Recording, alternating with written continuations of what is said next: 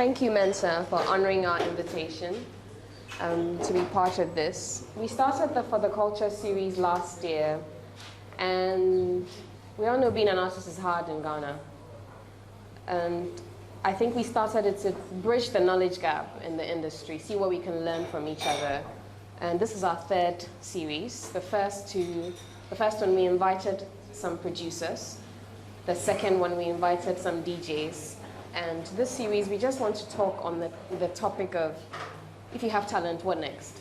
So we invited M3NSA because M3NSA is one of the few Ghanaians who has had a long and successful career. He has been an artist for over 2 decades. Over 2 decades, Charlie. Right? He's very young. Started being an artist very, very young. He's been an artist for a very long time. And so it was very fitting to invite him to start this conversation. So that the theme for this conversation is talent no be enough. And the very first question I have to ask is, before we even say that talent is not enough, we have to answer, what is talent? So M3NSA, in your opinion, what is talent? Hello, please, good evening. Depending on where you are, talent can be a gift or a curse. Depending on your social connection or your environment, it can be a headache or a way out. But if we look for like the Google translation or the meaning of what talent is, I think it's just to have like a natural aptitude or a natural skill.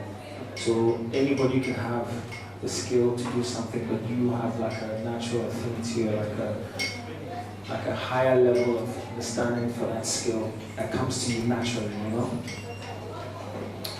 And yeah, I think that's basically what talent is. And what you do with it, or what you don't do with it, is what becomes your story, unfortunately, you know? Okay. Whoever's doing that with that king. Can you hear it? Yeah. What is that? What is it? It's the bar. Yeah, because I'm thinking now, what key is that in, and can we sample it?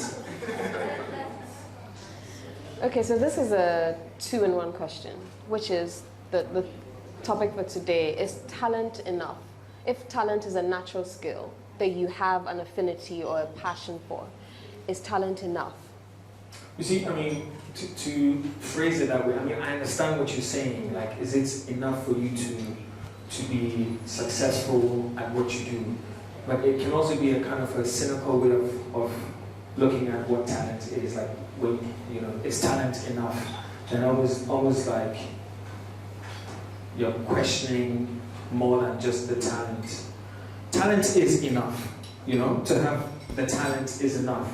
It's, you know, I think the question we should be asking is having just the talent, I want the full question, just enough for you to be the representative of whatever it is that you do. Does that make sense? Yeah. You know, because having talent is great. Like for me, I have another talent that I don't share with the world that is enough for me, you know, which is making very bad food. I can cook my ass off for my family, and that is really what I call my talent, because I don't have to enjoy it in a competitive way. I don't have to go out of my way to hone it in a way that it becomes stressful for me. And every time I do it or I share that talent, it's bringing people together, and it's just pure vibes and just enjoyment. But to answer your question, is just having your talent enough for you to be a successful artist? It really is. You know, I think a lot of talented people, and I hate this narrative, as much as I hate this narrative, I mean, this is what it is. your talent, they say, is about just 20% of the equation. It's about how much honing of the talent is happening and how you're using that talent itself to generate other things. You know, like if you look at a lot of like musicians and artists around us, I think a lot of the successful artists are okay, but they are usually much better at advertising themselves or at putting themselves in the right environments or in the correct circumstances or in the right spaces for their okay talents to be enjoyed, to be noticed, to be appreciated, to be commercialized, or you know. And unfortunately, a lot of the very talented people are so self-conscious of that thing, that burden of a talent or that gift, because it is a burden to have to be like that way talented. It can be burdensome. It's a lot, and we always kind of second guess ourselves. We want to perfect things, or we just don't have that confidence or belief that somebody as regular as we are can be bestowed with something so incredible, something so mighty that we always kind of second guess ourselves and then self-sabotage, you know, and so we never, or they never reach the heights that is usually expected of them. I know a lot of people who are okay, who have an understanding of the art form that they do, but have a keen sense of business, a keen awareness of networking and positioning themselves, and that really is what carries their talent. So no, unfortunately, it's not enough. So, if I'm getting you correct, talent is just 20%, and the 80% is putting yourself out there, marketing yourself. What else am I missing? Honing the talent. Honing the talent. You know, because another thing is that whatever talent you're given at birth or you're gifted with, or whatever talent you discover, it usually is not, you're nowhere near the plateau of that gift. You know, there's usually like tenfold more to discover. So it's up to you to really delve into that talent and explore it. Yeah, so we've established that talent is just 20%. The things that are needed are honing the craft, honing the actual talent. It's not something that you just get up and you have. It reminds me of something, this classical pianist, I think her name is Michiko Ichida. She says, whenever we say talent, we assume that people don't work at it. And there's actual work, like people just automatically, you just woke up and then you're this good. But it is the consistent practicing of honing, like you mentioned, honing the... Yeah, ego. You know, look, and this is nothing, I say this all the time. My siblings are far more talented musically than I am. My siblings. But I am the asshole in the family, you know? So, oftentimes when I play a song to my eldest brother, he will start either freestyling or start suggesting things, and I'll be like, damn, I've been doing this for many, many years and I didn't think about this one. And I'm irritated. But the thing about me is that I keep at it. You know, I'm surrounded by a lot of talented people. One of them is here. And it's like they sit behind an instrument or they start writing and it just flows and it just happens.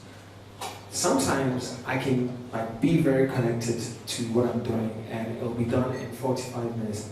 Other times, I'm working at it non-stop for 20 hours in a day, just trying to figure out why the hell this drum kick is not working and it's destroying everything that I want, and I just can't figure it out. But when it's done, people come up to me like, wow, how'd you do this, man? You're such a genius. I'm not a genius. I understand that there's something that I am okay at doing. And I also understand that it has become the primary source of my functioning or my existence. And it's the one thing that I'm happy to sacrifice my ADHD brain to just zone in on and keep at it until I have the result that I'm looking for. And so I sacrifice myself and I'm constantly at it until I have a result. Some of us really struggle. Like, I have days where I struggle to write the simplest things. But I wouldn't call it a struggle, I would call it determination, you know? So to have talent is one thing, to be determined is another thing, to be unafraid of the no's and the maybes and the disappointments. And like right now, nothing on this planet can disappoint me. Nothing. No one. I'm honest, like I've been doing this long enough to know that even when we get so close to signing for the $100 million deal, something can go awry. And I'm like, oh yes, you know, that doesn't mean that I'm pessimistic or I'm not hopeful or I'm not inspired or whatever, but it's just like, I always have to remind myself that there is another purpose, there's another reason why I'm doing this. It's for my own sustenance, you know? Preservation in a sense, and that's just what keeps me going.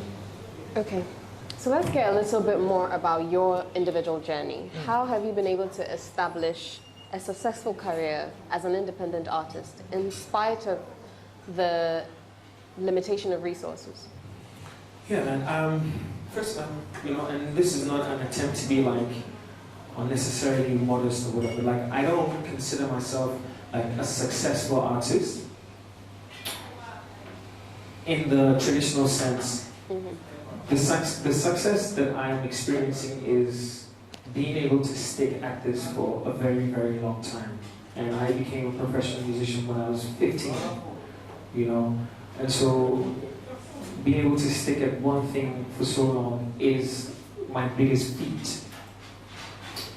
And then my approach towards it has always been, and I always say this in most of my interviews when I get asked something similar to this, is that I see this as a journey. And I always use the example of working in an office where I start as maybe the photocopy guy who works downstairs doing photocopies until one day somebody realizes that I actually know how to use the typewriter. And then when computers came, and then I had a knack for the internet, and then so it's constantly for me, it's just like, you know, Enter the Dragon. My references to for you guys. I don't like that too. If you don't know Enter the Dragon, it's on you. Levels, you know, until I get to the big boss. So it's just basically me just going up the stages in a musical career. And unfortunately, in this environment, a lot of people who come up to you and be like, oh man, sir, like you, they're something like you for blow up crowd.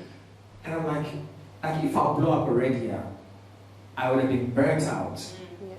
Then it's like, what next? You know, so there are times when it's like, I'm not actually focused on becoming the artist that's in the front on the stage singing to you guys. I'm actually the artist who's trying to learn from a younger producer how to manipulate synthesizers. And I'm just nerding somewhere because that's what keeps my attention. That's what is like what I'm interested in now. But all those skills are always transferable.